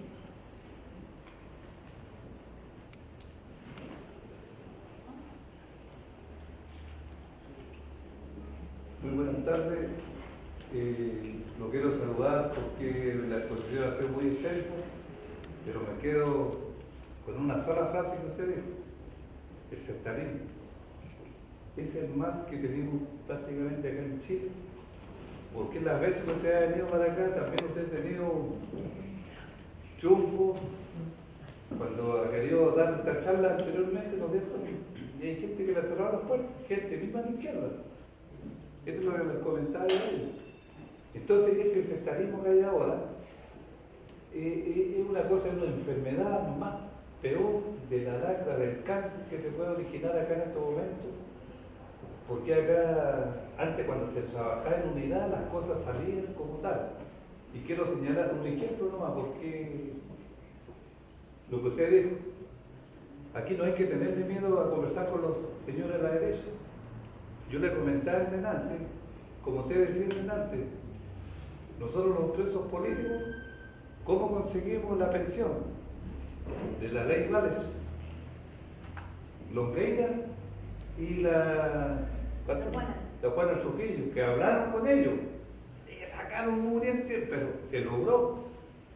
Y así como esas otras cosas, se pueden lograr, o sea que en estos momentos ellos no son un cáncer para nosotros. Usted lo dijo también en una frase, y uno puede conversar con ellos y decirle también lo que nosotros pensamos, por ejemplo, y con esto termino. Y usted va a quedar asombrado. Yo digo, aquí hay discriminación, incluso yo no tengo derecho a pensión de vejez, porque no me lo pregunto. Muchas gracias.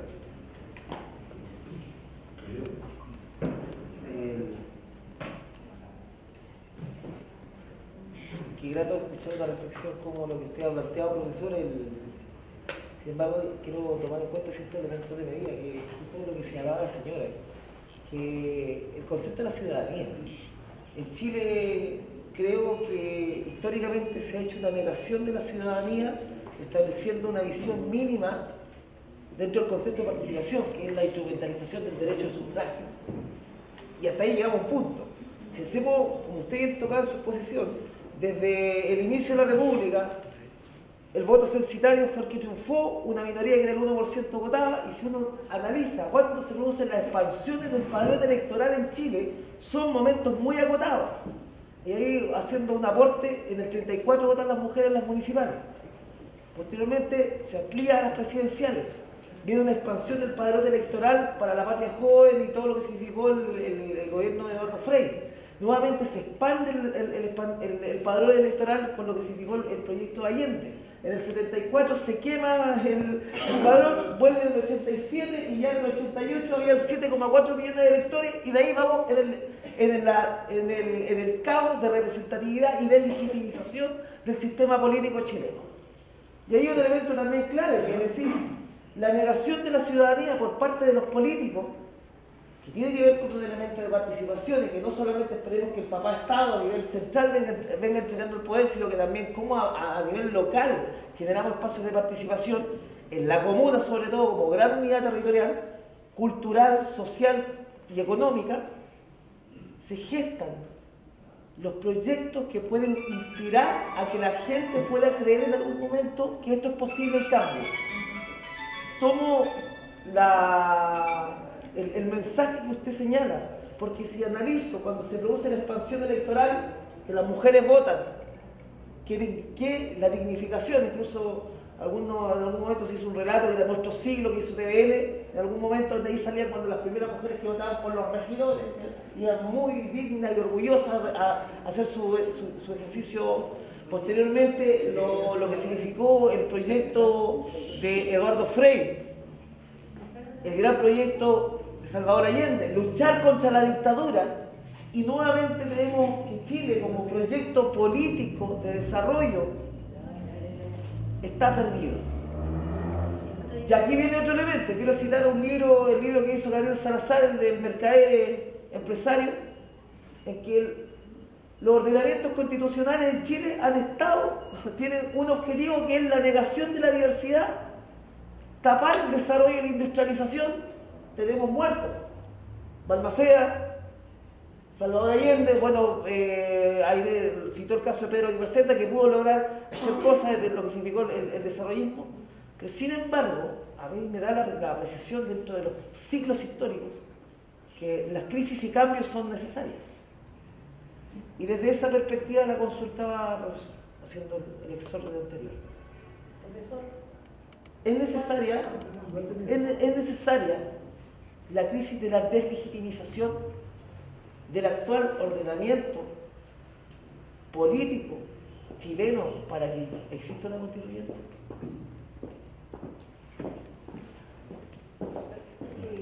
¿Cuál es el mecanismo que se ha usado en otros países como Bolivia, o sea, Argentina, Venezuela, que hoy en día qué trabajo se está haciendo para llevar a nuestra base, ojalá lo que se está grabando, nosotros poder llevarlo a nuestras poblaciones aborígenes?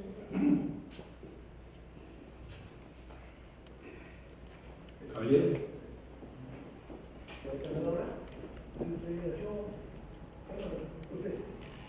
Una sola consulta precisa y concisa. ¿Cuál es el camino, en su opinión, para quebrar el actual sistema político de facto?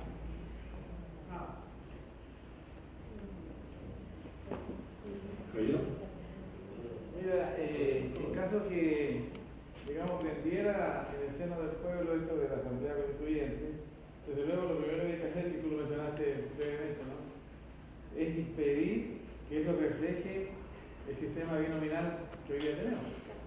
Es decir, los candidatos van a ser elegidos por los partidos solamente y la gente va a votar por lo mismo de siempre. Es muy probable que muchos de los políticos que ya conocemos sean después los mismos que después se pongan de acuerdo en la Asamblea Constituyente, así como se pusieron de acuerdo para que hubiera Pinochet, ¿se acuerdan?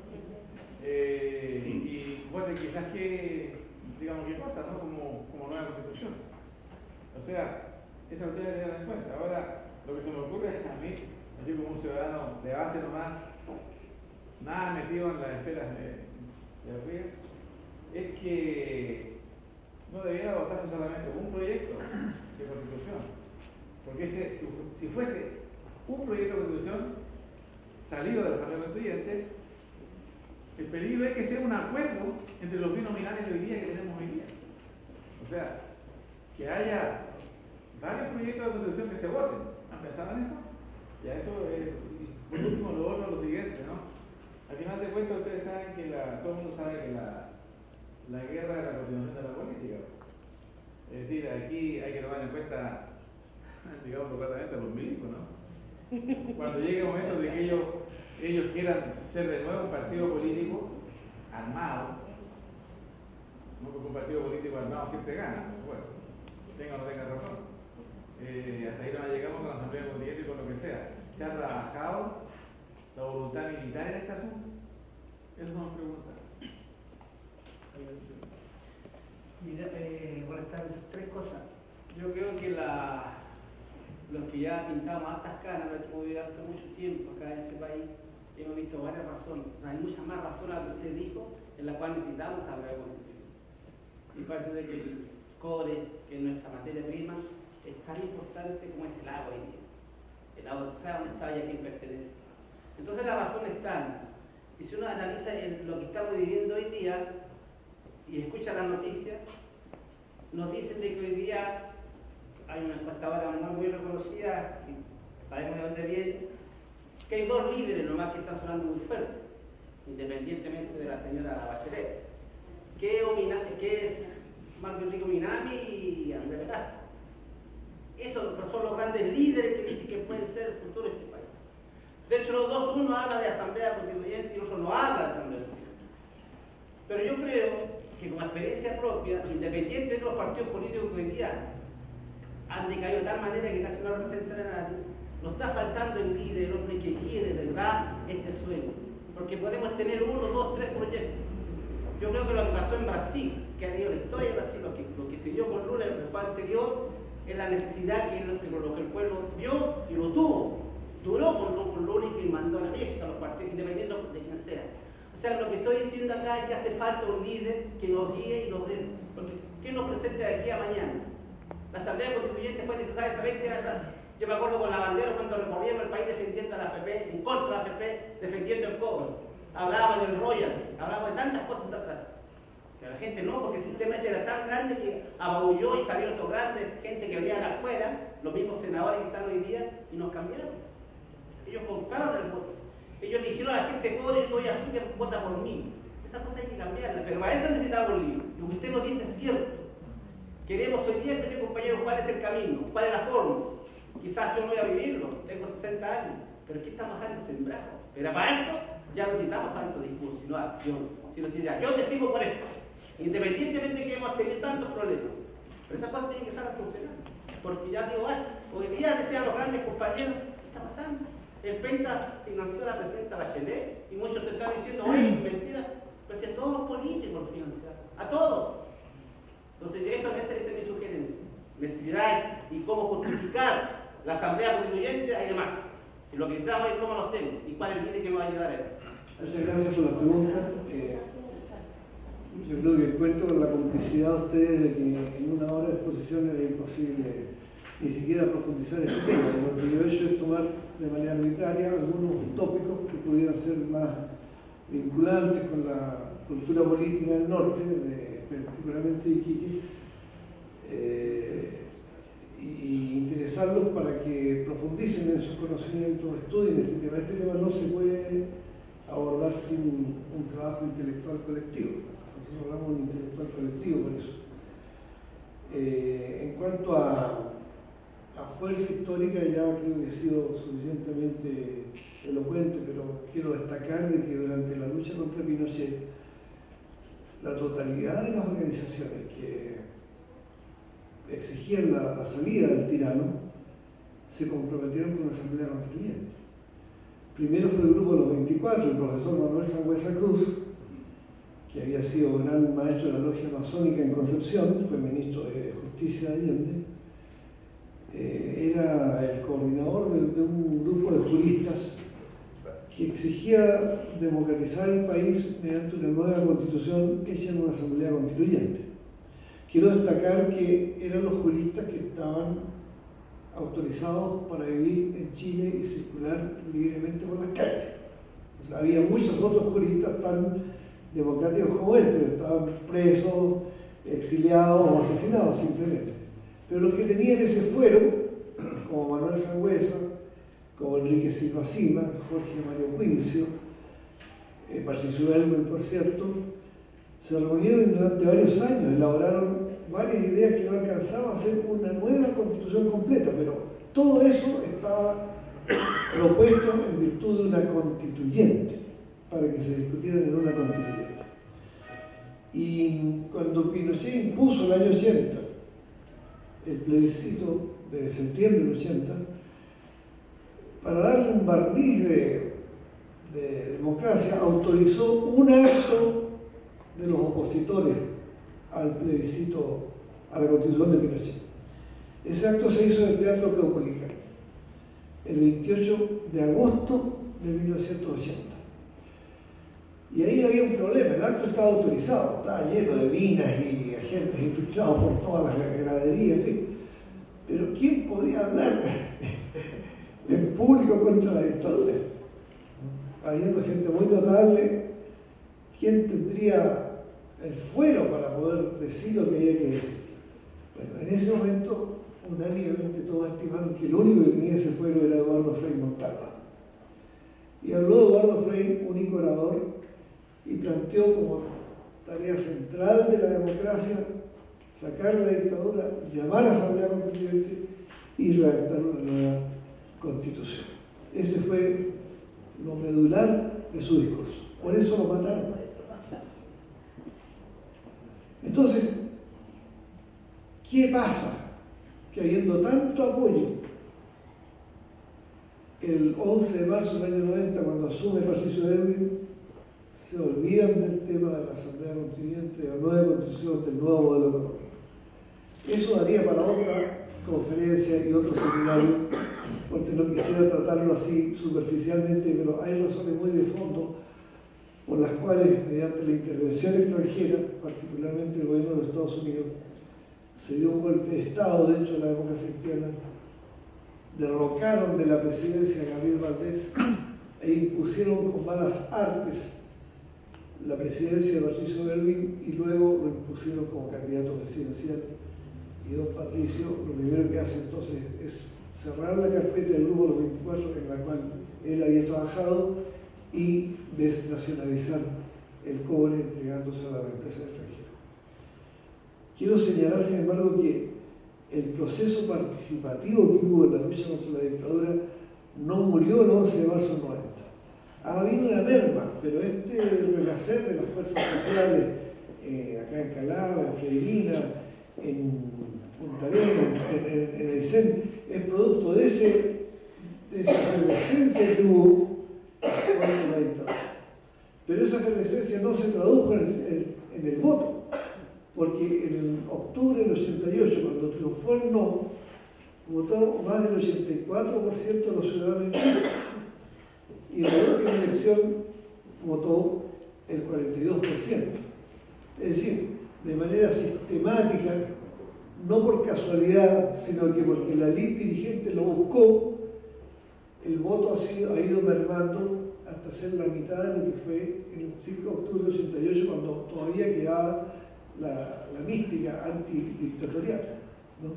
Y ese es un triunfo de la dictadura, de la élite capitalista, dirigente y de los poderes fácticos que operan en Chile. Y otro triunfo ideológico de estos sectores conservadores es el sectarismo, porque se le exacerba mediante los medios de comunicación el protagonismo de un caudillo de un partido, ¿no? Y se le endiosa. Y ese tipo no sabe más que pensar que si es alcalde quiere ser diputado, si es diputado quiere ser senador, y si es senador quiere ser presidente, y su partido entonces le hace una especie de cautiverio a los militares. No tenga contacto siquiera con las otras organizaciones políticas o sociales. Y si hay un conflicto social, y lo he visto en casi todos los conflictos sociales, el movimiento está luchando por sus legítimos derechos y reivindicaciones, pero llega el partido y lo primero que hace entonces es tratar de capturar la conducción del movimiento, la presidencia, la vocería, y los demás que no son de ese partido. Puede ser un gran militante, puede ser una buena persona, pero se produce el rechazo de los que son de los otros partidos y ahí se transforma en una pelea entre hermanos